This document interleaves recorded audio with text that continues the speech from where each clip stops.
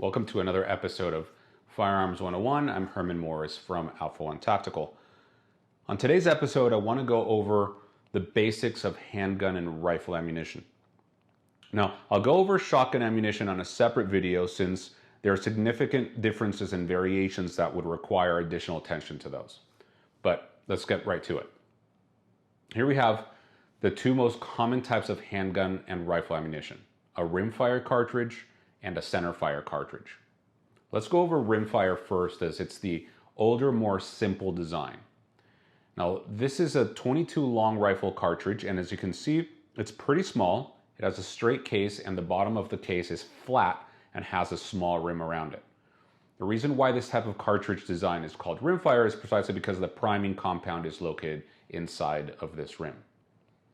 So here we have a simple simulation showing all the parts of the rimfire cartridge. From the outside, we can see the case, the rim, and the exposed part of the bullet.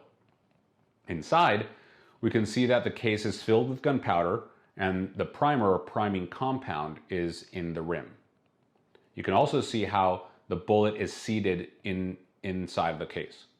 When the cartridge is in the chamber of a gun and the trigger is pressed, the firing pin strikes the rim with enough force to crush it, which ignites it, which in turn ignites the rest of the powder in the case.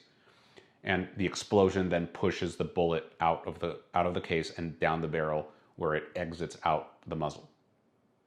Now, this process is no different than every other modern cartridge out there. So what do we need to know about the characteristics of the rimfire design? Well, like I mentioned earlier, it's pretty old. And this is one of the first types of self-contained cartridges that were developed precisely because of its simple design. They're also, fairly cheap to make.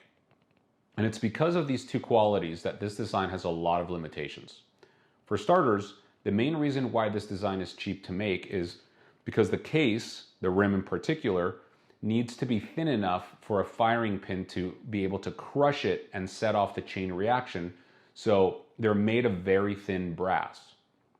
The problem with that is that when you start increasing the powder in the cartridge needed for larger calibers, the case now is not strong enough to withstand the pressures and it might come apart in the chamber. It's because of this that you only see rimfire cartridges for low power rounds. It's also important to note that spent rimfire cartridges are not reusable since they're permanently damaged upon being fired. In addition, because of this cheaper, more antiquated design and manufacture, rimfire cartridges tend to be less dependable than centerfire ammunition. So let's then talk about centerfire cartridges.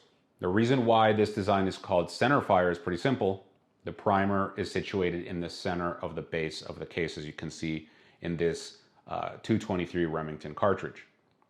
This design allows for a stronger case that can withstand much higher pressure since only the primer needs to be made of a lighter material. These primers are a separate component that are usually made of some copper alloy and coated in nickel to provide a little more strength and protection against corrosion. Given that the case can now be made of thicker brass or of stronger metal such as steel, aluminum, or nickel, the spent cases can actually be reused or reloaded. Let's look at the parts of a centerfire cartridge. Here you can see that this case also has a rim, except that it is separated from the main body by an extractor groove that allows it to be ejected by a firearms extractor after being fired. You can also see that the firing pin is situated to strike in the center of the head where the primer is located, as we discussed earlier. Unlike rimfire cartridges, centerfire cases can be tapered, not just straight. Here you see that the case has a shoulder and a neck that is crimped to hold a bullet that is smaller in diameter than the rest of the case. And here we see exactly where the primer is situated, the powder in the case, and how far the bullet is seated in the neck.